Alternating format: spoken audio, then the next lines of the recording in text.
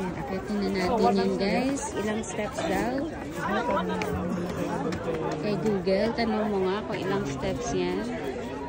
Ayan. So, ito po yung main attraction dito sa Ngong-Ting 360. So, you have to ride cable car. Kami ay crystal cabin ang aming nakuha.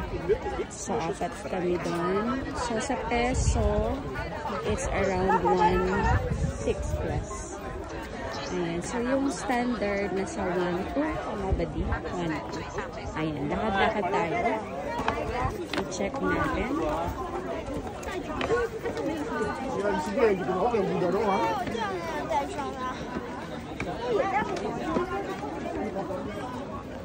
Ayan. Ito po yung mga magta-try. Pumunta doon sa taas. So, kung gusto mo magpahinga, yan. So, si husband, sinecheck niya kung ilang steps to. Kung kakayanin ba namin. Ayan, ang daming tao. All walks of life.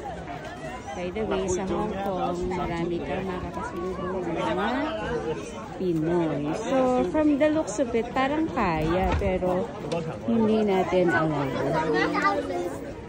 So, malalaman natin yan mamaya. Ayan, may mga bilihan. Siguro dahan-dahan kasi meron namang mga pwedeng istapan.